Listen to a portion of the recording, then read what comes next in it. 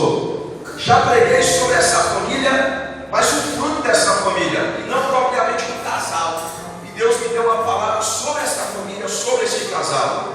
O Evangelho segundo escreveu São Lucas, capítulo de número 1, versículo 5, onde diz assim: na época de Herodes, rei da Judéia, havia um certo sacerdote chamado Zacarias. Diga, Zacarias. Continuando, que fazia parte do grupo sacerdotal de Abias. E Isabel, diga, Isabel.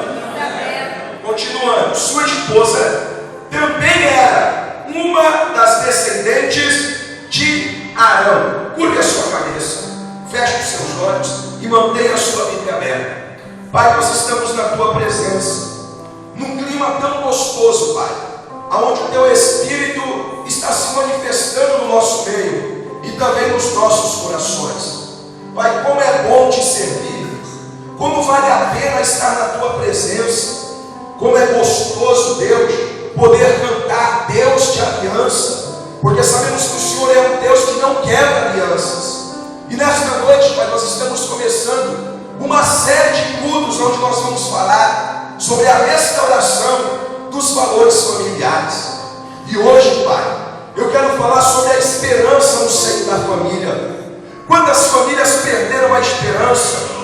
Quantas famílias, meu Deus amado, perderam a fé de alcançar aquilo que tanto elas esperavam, que tanto elas desejavam no Senhor? Pai, que cada coração venha ser uma terra fértil, porque a tua palavra, ela é a semente, e esta semente, Senhor, ela deve germinar neste coração. Quebra todas as cadeias, todo impedimento, Senhor, toda artimanha do diabo, toda incredulidade que de alguma forma possa estar, meu Deus amado, se manifestando na mente desta pessoa. Põe por terra agora em nome do Senhor Jesus e manifesta, Deus, o teu poder nesta noite. Espírito de Deus, me põe em tua presença como instrumento para que o Senhor me use e faça a tua obra nesta noite, Pai. Em nome de Jesus Cristo, que todos nós que aqui estamos venhamos ser edificados por meio da tua palavra. Assim eu oro e te agradeço em nome do Senhor Jesus. Se você pode, diga amém e aplauda o Senhor mais uma vez.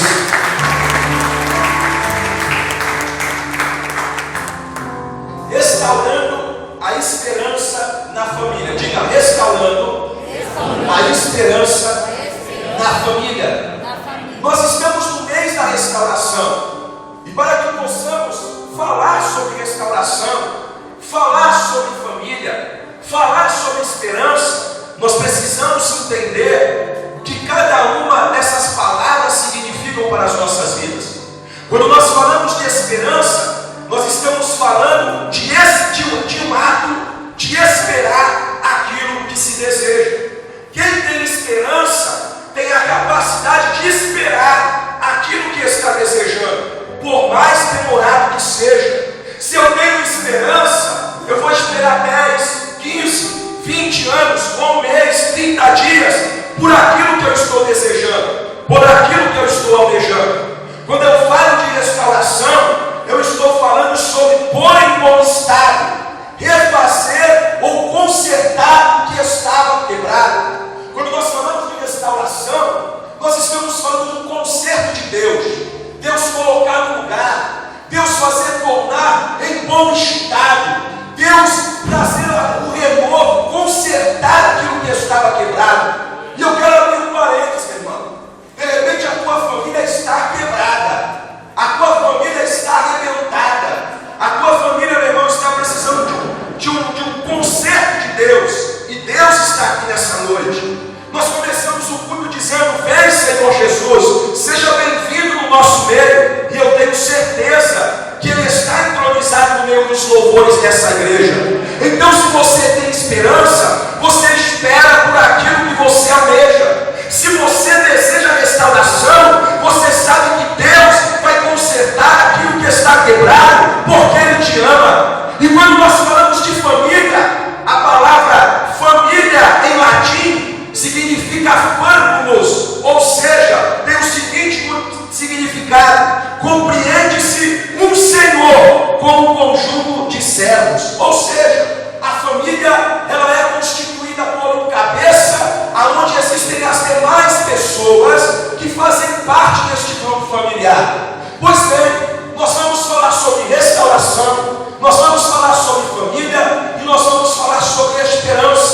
Porque Deus hoje, Ele quer restaurar a esperança na família. E quantos desejam essa restauração aqui hoje?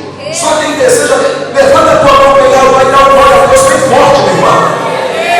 Porque não pense, porque é uma noite de culto familiar, que tu não vai dar glória a Deus, que tu não vai dizer aleluia, tu vai falar em língua estranha, tu vai exaltar o nome do Senhor Jesus. Quando nós abrimos as nossas Bíblias, no Evangelho segundo escreveu São Lucas, capítulo 1, nós vemos aqui as considerações de Lucas a Teófilo, a quem ele escreve este Evangelho.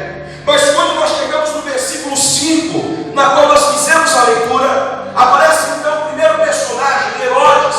A Bíblia diz que Herodes era terrível. Herodes era um imperador que governou na Judéia no período de 37 a.C. até 4 anos antes de Cristo. Diz que o camarada era terrível. E agora Lucas ele começa a dizer acerca de Zacarias e acerca de Isabel. Eu nunca preguei acerca deste casal. Eu nunca preguei acerca desta família. E Deus acentuou isto no meu coração. E eu senti um júbilo muito grande, uma alegria muito grande, sabe por quê? Porque quando eu comecei a estudar sobre a vida de Zacarias e a vida de Isabel, eu pude entender que eles eram pessoas dotadas de muitas bênçãos de Deus. Eles eram pessoas separadas por Deus. Eles eram pessoas vigiadas por Deus, por que não dizer assim, agraciadas por Deus. A missionária Sueli ministrando dizia que nós somos abençoados em toda sorte de bênção nas regiões celestiais. Meu irmão, o que acontece no natural na sua vida é reflexo da tua vida espiritual. Se a tua vida espiritual for bem, a tua vida material, a tua vida emocional, ela também vai bem na presença de Deus, porque Deus está manifestando-se na sua vida. Quando eu olho para este casal, quando eu olho para esta família, nós então encontramos que eles eram de linhagem sacerdotal. A Bíblia diz que não podia ser sacerdote se não viesse da linhagem araônica, ou seja, da linhagem de Araão. A Bíblia diz que Zacarias era sacerdote, constituído por Deus. Logo, Isabel, a sua esposa, também vinha de uma linhagem de Arão, de uma linhagem sacerdotal. A Bíblia diz que eles dois eram pessoas selecionadas por Deus. Davi, em 1 Crônicas, capítulo 24, ele então separa os grupos de sacerdotes. Ele separa por ordens: primeira ordem, segunda ordem, terceira ordem, quarta ordem, por aí vai. Quando a Bíblia fala de Abias, o sacerdote, está se falando da 8ª ordem sacerdotal. Zacarias fazia parte desta ordem sacerdotal. Zacarias era um homem que tinha experiências com Deus. O versículo 5 nos declara muito bem isso, que ele era um sacerdote diante do Senhor. A Bíblia diz, no versículo de número 6, eu quero que você mantenha a sua Bíblia aberta, o que está escrito: os dois quem? Zacarias e Isabel andavam em justiça aos olhos de Deus e obedeciam de forma irrepreensível a todos os mandamentos e doutrinas do Senhor. Escute, a Bíblia diz que os dois eram irrepreensíveis diante de Deus. Olha para mim. Mas pastor, o senhor está falando de esperança, e esta família não tem nada que me faça entender que faltava esperança no meio deles, que faltava esperança na vida desses homens. Pegue na mão da pessoa que está do seu lado, dá uma sacudidinha assim e fala assim para ele: você pode ser quem for, irmão. Você pode ter o dinheiro que você quiser, pode falar para ele, mas diga assim: a esperança. Diga para ele, porque eu sinto a graça do Cordeiro de Deus aqui hoje. Diga: a esperança é uma particularidade de cada ser humano. Pergunta para ele: está entendendo? Se você entendeu, dá glória a Deus. Eu, irmão, sou pastor regional, mas eu opto em ter esperança ou não. É eu que vejo se eu quero ter esperança ou não. Não é porque eu sou pastor que eu tenho que ter esperança, Anderson. Não é porque Zacarias era sacerdote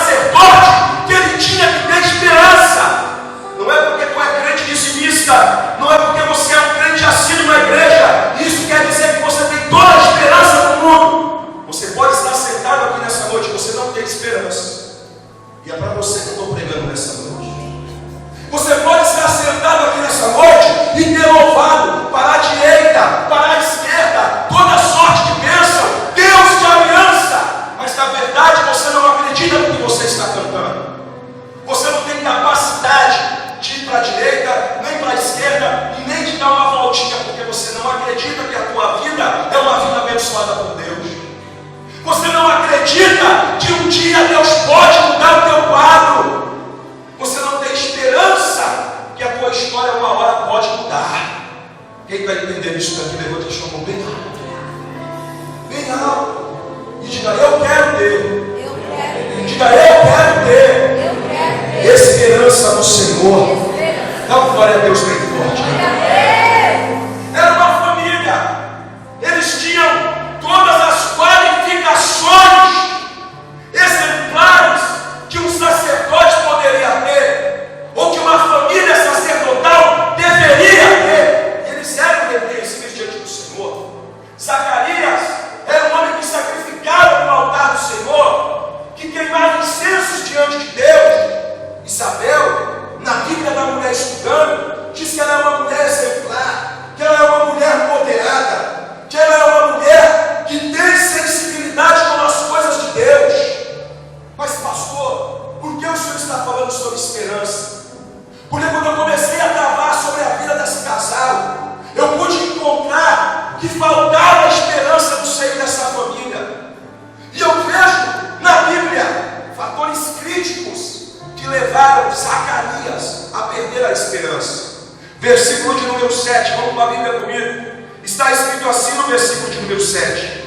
Veja bem como começa. Contudo, por que contudo? Porque eles eram sacerdotes, eles tinham uma vida irrepreensível diante do Senhor, mas contudo, eles não tinham filhos. Continuando. Porque Isabel era estéril e ambos eram avançados em idade. Dois fatores críticos no meio da família. Porque preste atenção, casou, constituiu-se uma família. Independente de ter filho ou não, o Ednei casou no último final de semana, ele constituiu uma família. A partir do momento que se coloca uma aliança no dedo, você constituiu uma família. Quantos entendem isso? Digam amém. Amém. Eu tenho uma família onde foram gerados 3 filhos. Era uma família. Isabel e Zacarias eram uma família. Mas existiam 2 condições, ou 2 fatores críticos no meio daquela família. Primeiro, Isabel era estéril. Diga assim, Isabel era estéril. Olha para mim, irmão, esterilidade na Bíblia, sabe o que significava? Uma pessoa desfavorecida de Deus. Esterilidade na Bíblia significava uma pessoa amaldiçoada por Deus. Esterilidade na Bíblia significava pecados não confessados, pecados ocultos, e por isso Deus estava tratando. Mas pastor, como é que pode um sacerdote exemplar ter uma mulher estéril? Propósito de Deus. Porque a própria Bíblia relata que eles eram exemplares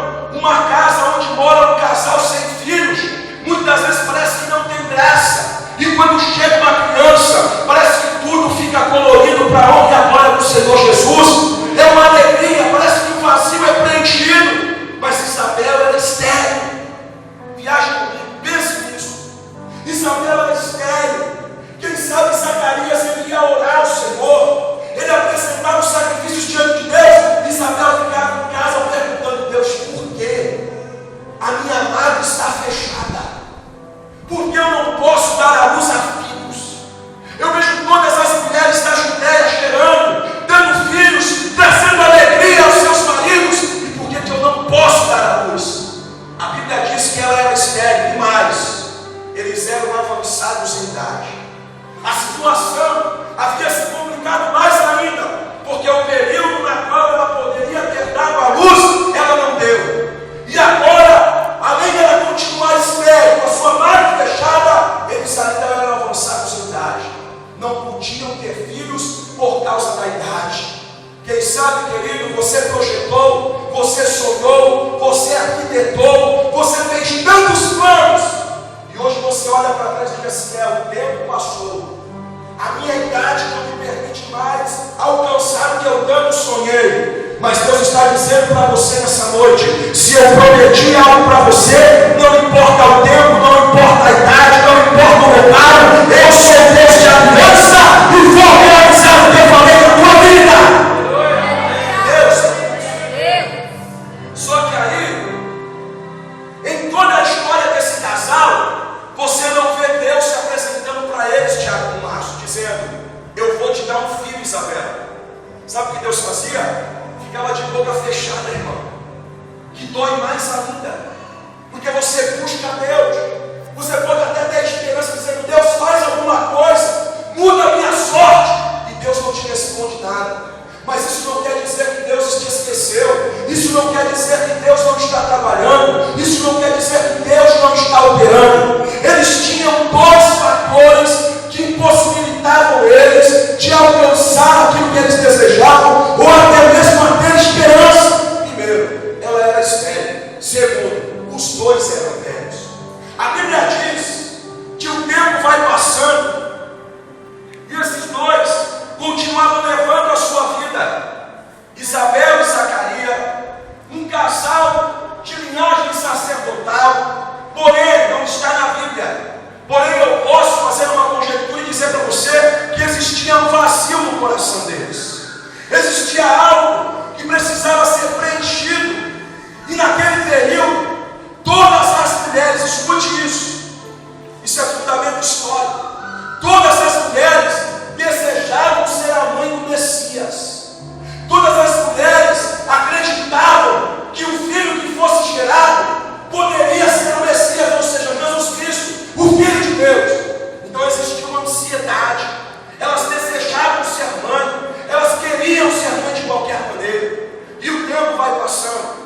Chega então um período de Zacarias apresentar os sacrifícios no templo diante do Senhor. Diz que com a ordem que Davi fez, todos os sacerdotes, eles tinham turnos para sacrificarem diante do Senhor. A Bíblia diz que Zacarias, quando entra no templo, escute isso, ele teve que ficar uma semana sacrificando.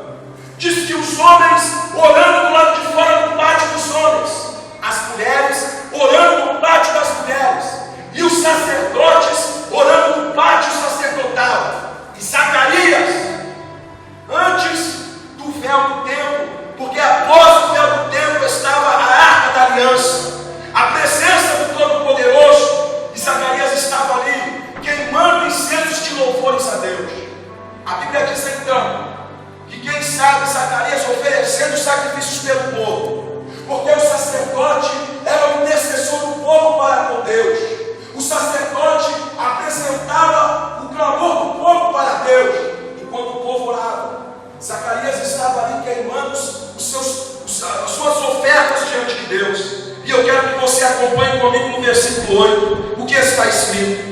Em certa ocasião, quando o seu grupo estava de serviço, ou seja, a sua ordem, Zacarias ministrava como sacerdote diante de Deus. Ele foi escolhido por sorteio, de acordo com a tradição do sacerdócio, para ter acesso ao altar do Santo dos Santos e ali oferecer a queima do incenso. Versículo 10. E chegando o momento da oferta do incenso, uma multidão de pessoas estava orando do lado de fora. Foi então que um anjo do Senhor apareceu a Zacarias à direita do altar do incenso. Assim que Zacarias o viu, ficou perplexo em grande temor e dominou completamente. Entretanto, o anjo lhe assegurou: não tenha medo, Zacarias, eis que a tua súplica foi ouvida. Isabel, e tu imporás o nome de João. Olhe para mim. Olha que interessante. Zacarias estava orando diante do altar, diante do templo, dentro do templo. E a Bíblia diz que apareceu um anjo a Zacarias. Não se aproximou. Apareceu um anjo. Imagine alguém orando e aparece um anjo na sua presença. Diz que Zacarias ficou temeroso. Diz que ele ficou apavorado porque estava vendo Gabriel, anjo, mensageiro. Gabriel não luta guerras.